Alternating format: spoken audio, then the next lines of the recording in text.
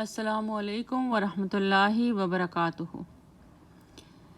Subhanallahi walhamdulillahi wa la ilaha illallahu wallahu akbar wa la hawla wa la quwwata illa billah aliyul azim. Rabbi shrah li sadri wa yassir li amri wahlul uqdatu min lisani wa yafqahu qawli wa qul rabbi zidni ilman.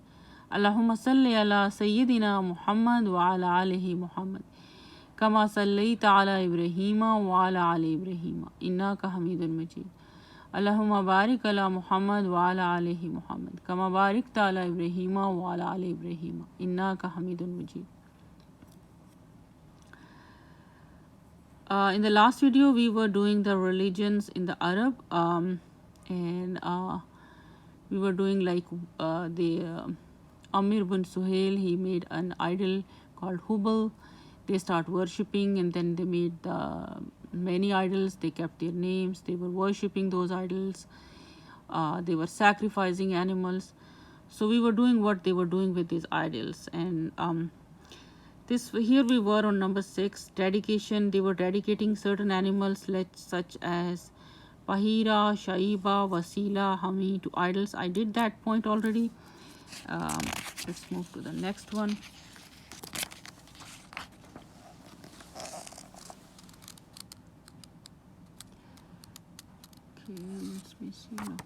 Let's do it from here again. So dedication of certain animals such as Bahira, Saiba, Wasila and Hami to idols, which meant sparing such animals from useful work for the sake of these heathen gods. The Bahira, as reported by the well-known historian Ibn Ishaq, was the daughter of a Saiba, a female camel that gave birth to 10 successive females but no males. It was then set free and all were forbidden to tie her, burden her, shear off her wool or milk her except for guests.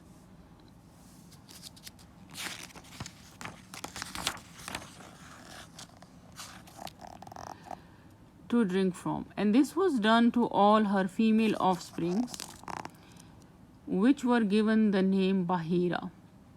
After having their ears slit, the Wasila was a female sheep that had 10 successive female offsprings in 5 pregnancies. Any new births from this Wasila were resigned only for use or consumption by males. The Hami was a male camel which produced 10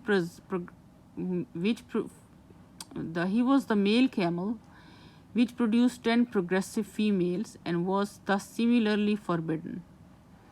It is about these practices that Allah revealed, Ma ja'alallahu min bahirati wala sa'ibatin wala wasilatin wala hamin walakinna allazina kafaru yaftaruna ala Allahi al-kazib wa aksaruhum la ya'qilun. Allah has not instituted things like Bahira or Sa'iba or Wasila or Ham. But those who disbelieve invent lies against Allah and most of them have no understanding. Allah also says, this was chapter 5 verse 103. وَقَالُوا مَا فِي بُطُونِ هَٰذِهِ الْأَنْعَامِ خَالِصَةٌ لِذَكُورِنَا وَمُحَرَّمٌ عَلَىٰ أَزْوَاجِنَا وَإِنْ يَكُنْ مَيْتَةً فَهُمْ فِيهِ شُرَكَاءُ. And they say, what is in the bellies of such and such cattle, milk or fetus, is for our males alone, and forbidden to our females, girls and women. But if it is born dead, then all have shares therein. Chapter 6 verse 139. Other types of cattle are also mentioned in this regard. Sa'd bin al-Musayyib stated clearly that these kinds of cattle were dedicated to their false gods. It has been authentically reported from the Prophet that such superstitions were first invented by Amr bin Luhai. The Arabs did all this for their idols, believing that the idols would bring them near to Allah, lead them to Him, and meditate with Him for their sake. To this effect, the Quran says, مَا نَعْبُدُهُمْ إِلَّا لِيُقَرِّبُونَا إِلَى اللَّهِ زُلْفَى. We worship them only they may bring us near to Allah. This is chapter 3 verse this is chapter 39 verse 3. وَيَعْبُدُونَ مِن دُونِ اللَّهِ مَا لَا يَضُرُّهُمْ وَلَا يَنفَعُهُمْ وَيَقُولُونَ هَؤُلَاءِ شَفَاعُونَا عِندَ اللَّهِ. And they worship besides Allah things that hurt them not profit them. And they say they are our intercessors with Allah. Chapter 10 verse 18. Another divinatory tradition among the Arabs was casting of azlam, featherless arrows which were of three kinds. One showing yes, another showing no, and third was blank. They would utilize them while deciding serious matters like travel, marriage, and the like. If the draw showed yes, they would go ahead. If no, they would delay it for the next year. Other kind of azlam were cast for water, blood, money, or depicted from you, not from you, or mulsak associated. In cases of doubt regarding the legitimacy of a child, they would resort to the idol of Hubal with 100 camel gift for the arrow caster. Only the arrows would then decide the child's relationship to the father. If the arrow showed from you, then it was decided that the child belonged to the tribe. If it is showed not from you, he would then be regarded as an ally, but if maslak appeared, the person would retain his position but with no lineage or alliance contract. This was very much like gambling and arrow shafting, whereby they used to divide the meat of the camels they slaughtered according to this tradition. Moreover, they had a deep conviction in the tidings of soothsayers, diviners, and astrologers. A soothsayer was someone who dealt in the business of foretelling for future events and claimed knowledge of secrets and had jinn subordinates who would communicate information to him. Pretty much like palmistry these days. Diviners claimed they would uncover the unknown by means of a special power granted to them, while others boasted they could reveal hidden secrets by a cause and effect inductive process that would lead to detecting a stolen commodity, a location of a theft, a stray animal, and the like. The astrologer belonged to a third category, observing the stars and calculating their movements and orbits, whereby they would foretell the future. Conviction in the information provided by the astrologer was in reality a belief in the stars and the position of particular stars.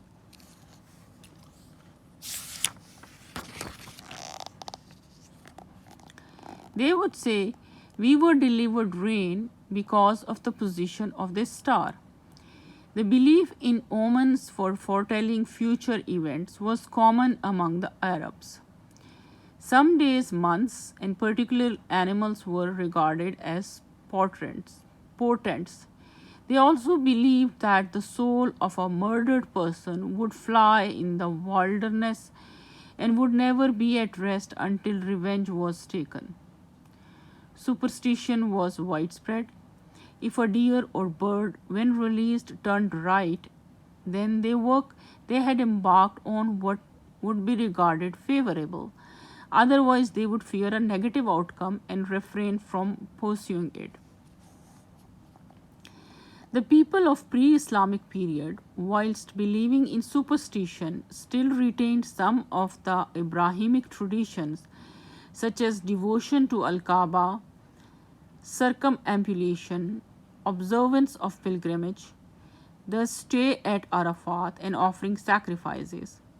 All these rituals were observed despite some innovations that adulterated their sacredness. As the Quraysh were the descendants of Ibrahim, custodians of Al-Kaaba, the inhabitants of Makkah, and no Arabs besides them had the same status or rights that they did. They referred to themselves as Al-Hums, and they would refrain from going to Arafat with the crowd. Instead, they would stop short at Muzdalifah. It was about this that the following was revealed. Summa afidu min haythu afadhan nasu.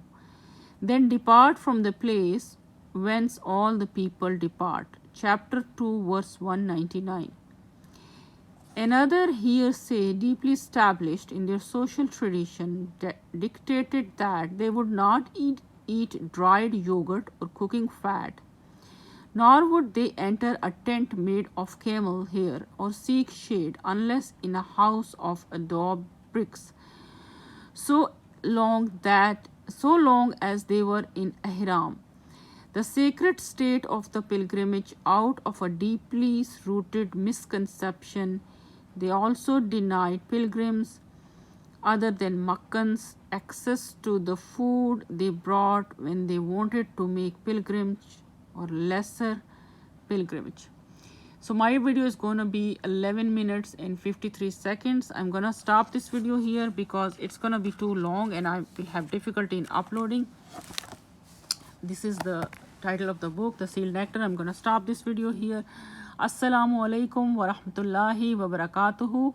Ashhadu an la ilaha illa anta wa astaghfiruka wa atubu ilayhi. Assalamu alaikum wa rahmatullahi wa barakatuhu. Allahumma salli wa sallam wa barik ala Sayyidina Muhammad wa ala alihi wa ashabihi wa ajmain.